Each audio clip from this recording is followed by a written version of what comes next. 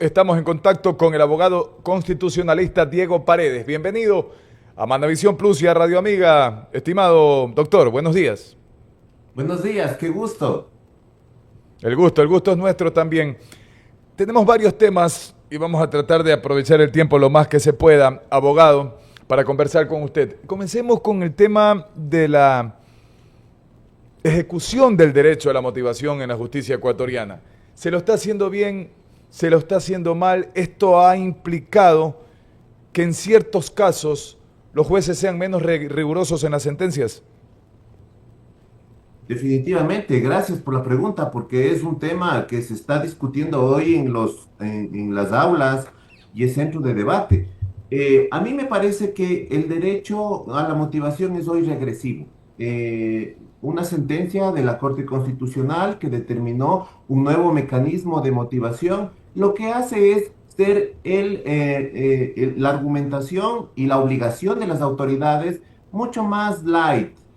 Se habla de una argumentación mínima, de una motivación mínima. Y claro, de eso se agarran los jueces que conocen acciones de protección y acciones extraordinarias de protección para decir que ese derecho ha sido cumplido por parte de la autoridad.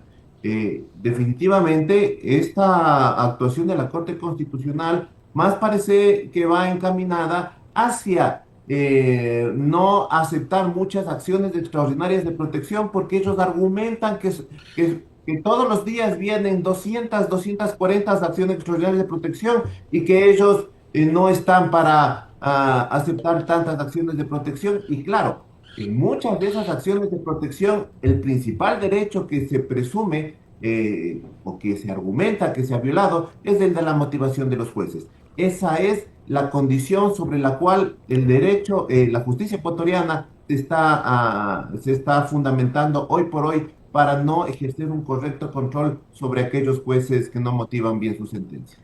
¿Y no cree usted, doctor, que esto también podría ser una especie de deslindarse de responsabilidades de la Corte Constitucional? Sí, por supuesto que sí, definitivamente. Pero más allá de eso, el problema de la justicia ecuatoriana radica en este punto. ¿Por qué? Porque el momento en que la Corte Constitucional no ejerce su control sobre las barbaridades que habla el 90% de los jueces en el país, lo que está haciendo está garantizando la impunidad y todo esto que va pasando en los procesos.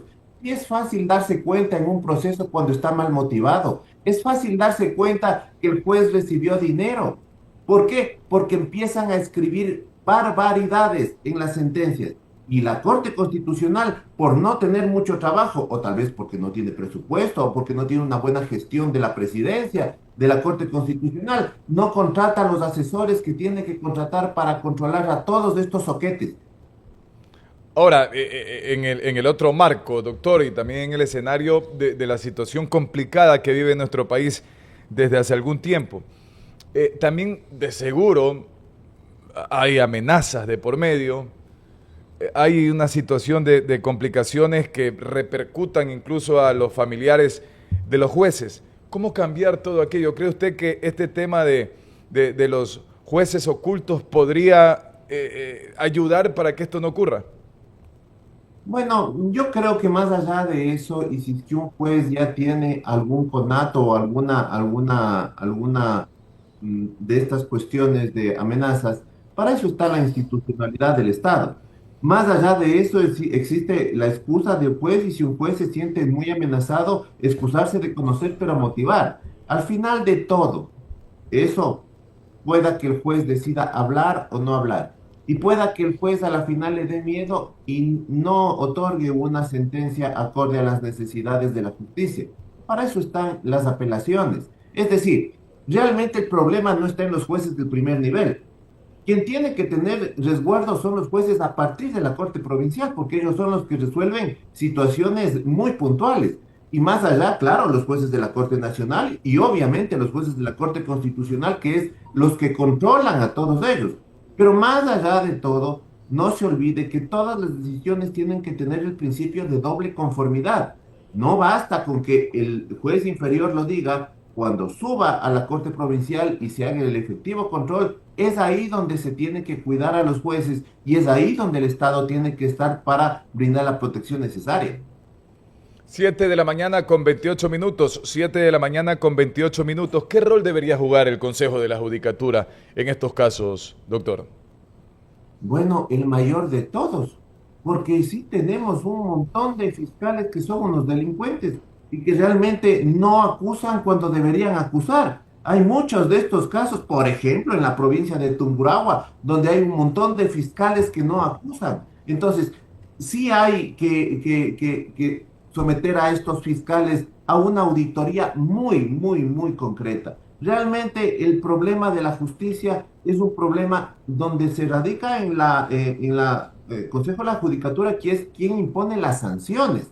Pero va más allá. El Consejo de la Judicatura tiene que apoyarse en las decisiones de la Corte Constitucional que analizan la motivación de los actos, es decir, de las sentencias. El Consejo de la Judicatura puede tener la mejor de las intenciones, pero si no revisas la calidad de las sentencias, no estamos en nada.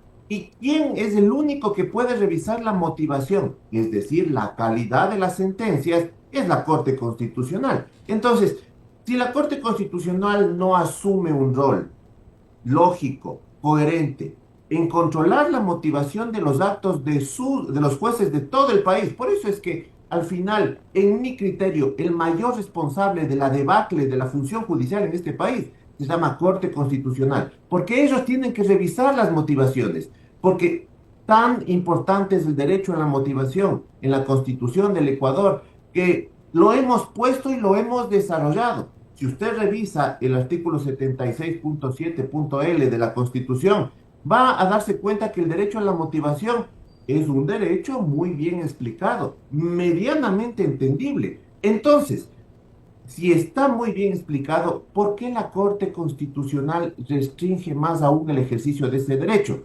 Seguramente en la próxima constituyente vamos a tener que explicar y decir que se prohíbe a la Corte Constitucional hacer interpretaciones restrictivas del derecho a la motivación. En el derecho a la motivación está la piedra angular de todo lo que sucede en la función judicial de este país, porque los jueces hacen lo que les da la gana, motivando barbaridades, y los fiscales ni se diga. Ahora, a propósito de la Corte Constitucional, doctor, y de las funciones del Estado, ¿no? Mal o bien, en el Ecuador, el presidente y sus ministros son sometidos a fiscalización por parte de la Asamblea Nacional. Digo, mal o bien, eso lo podemos discutir más adelante. Mal o bien, el Consejo de la Judicatura tiene el control sobre el tema fiscales, sobre el tema de los propios jueces, de darse el caso. Pero ¿quién controla, quién fiscaliza a la Corte Constitucional? ¿Qué cambios debe haber en su momento para que ellos también se sometan a un control importante de algún ente o de alguna persona para que todo vaya de la mano y de manera equilibrada a la hora de fiscalizar? Usted ha tocado un tema muy importante sobre este tema. ¿Quién controla a los dos órganos principales de control en el Estado? A la Contraloría General del Estado y a la Corte Constitucional. Les respondo, al Contralor General del Estado se le controla a través de juicio político y tenemos de juicio político a los contralores. La Corte Constitucional está rehuyendo de esta suerte de control político no sobre sus sentencias, sino sobre sus actuaciones. Entonces, aquí se quiere tergiversar porque ellos, muy sueltos de huesos, dicen que hay muchas sentencias de la Corte Interamericana que prohíben que nos juzguen por nuestras sentencias.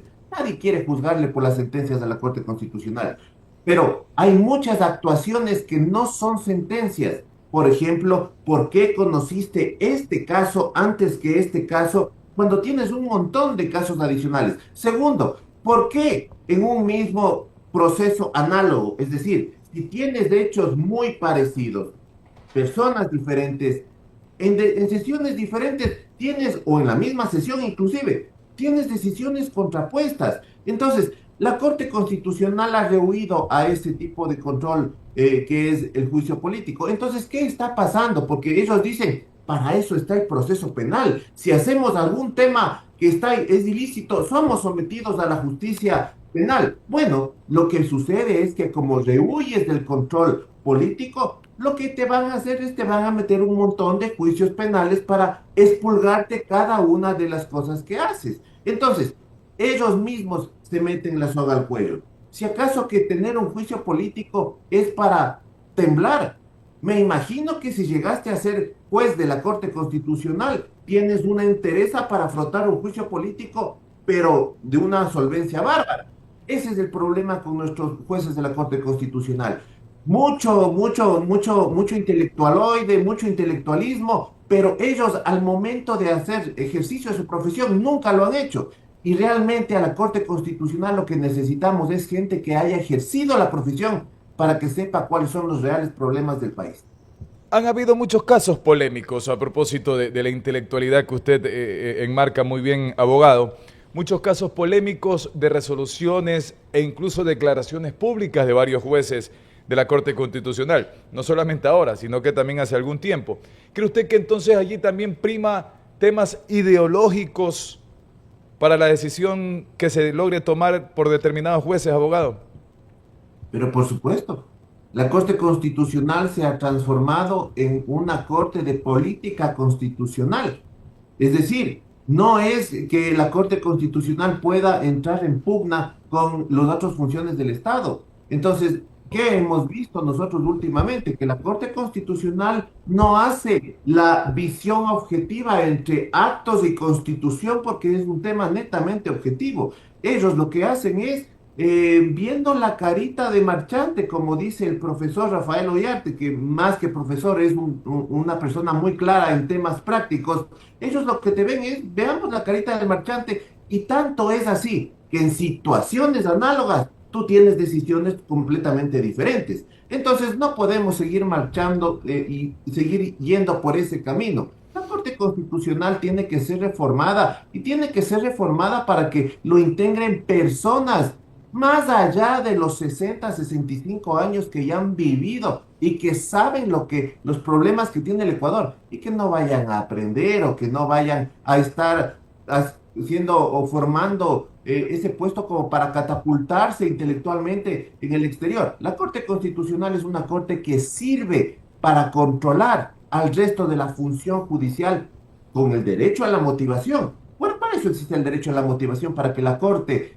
en función del derecho que tienen las personas, les controle a los jueces y para que no esté peleándose con el presidente de la República o con el presidente de la Asamblea o con las otras funciones del Estado. La Corte Constitucional, lastimosamente en el Ecuador, hace política constitucional. Fallos son realmente dejan mucho que decir. Son las 7 de la mañana con 36 minutos. Estamos en diálogo importante a esta hora de la mañana. En Manavisión Plus y Radio Amiga 90.1. Abogado, hay un caso que está precisamente siendo parte de los titulares de los medios de comunicación de manera permanente. La ciudadanía le está haciendo el seguimiento del caso y es el caso Apagón. Hay cierto sector de la opinión pública, incluso política, que dice que se han omitido nombres. En el caso, por ejemplo, de Roberto Luque. Se dice que el fiscal no lo inserta en este caso. ¿Podría existir allí la figura, de darse el caso que efectivamente Roberto Luque también tenga que ver en términos políticos y administrativos, podría darse la figura allí de un posible fraude procesal, abogado?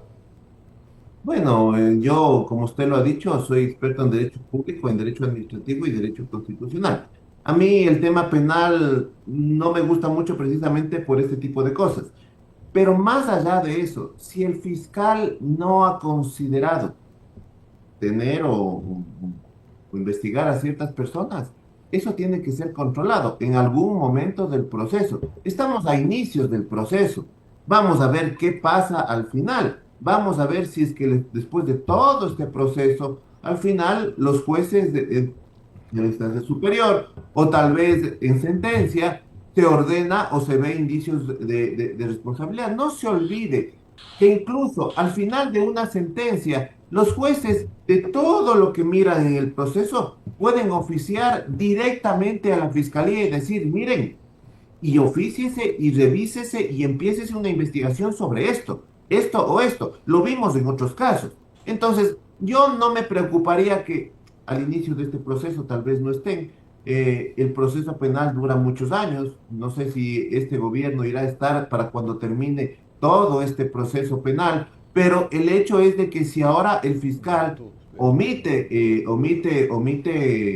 investigarlos, bueno, no vaya a ser que se encuentren con la sorpresa de que en sentencia ordene a la fiscalía investigar e iniciar un nuevo proceso contra las personas que no fueron investigados. Muy mal negocio, no estar dentro de un proceso en donde en el proceso, con la motivación de vida, si es que no tuvieran nada que ver, les sacarían en el proceso y les exculparían. Pero no estar desde el inicio en un proceso me parece que es un error muy grave, porque al final, luego en sentencia, podrían los jueces ordenar que se investiguen a las personas que ellos consideren que no se han investigado. Entonces, estamos en una etapa muy inicial. Yo creería que se debería esperar un poco y al final ver cómo terminan estas cuestiones. Abogado, a propósito del tema de electricidad, quiero preguntarle también de una interpretación que lo hacen los políticos siempre. Se acusan, por ejemplo, dicen actualmente, es que la constitución que hicieron en 2008 no permite la inversión privada en el tema eléctrico. Pero revisamos, por ejemplo, el artículo 313 de la Constitución, habla de que el Estado se reserva el derecho a administrar los sectores estratégicos. Pero en cambio, en el 316 habla de excepcionalidades. ¿Cómo interpretar aquello ya a ciencia cierta y con la Constitución en mano, abogado?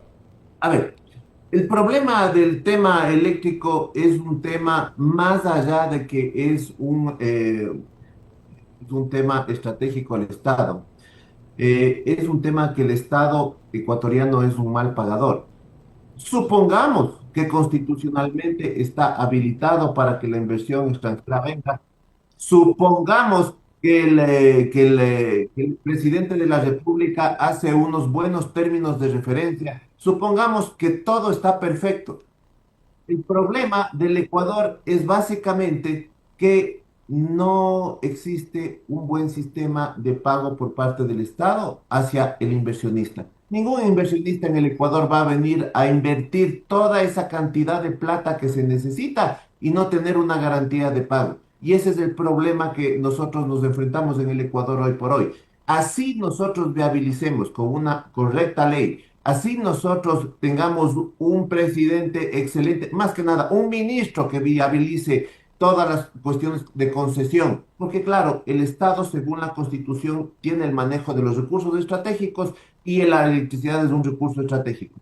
Así el gobierno haga todos los deberes, necesitamos realmente una ley en donde se garantice el pago de la prestación del servicio o de la generación de energía. El gran problema es que no teníamos ni la ley y lo ideal sería hacer una reforma constitucional en donde se garantice el pago al inversionista.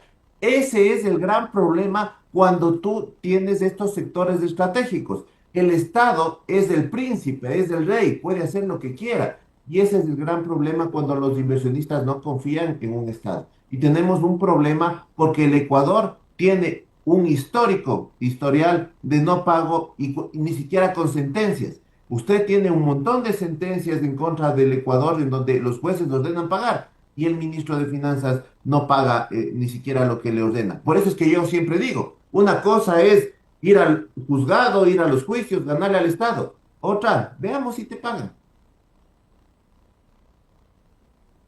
Estimado abogado, ha sido un gusto conversar con usted. Muchísimas gracias por su atención.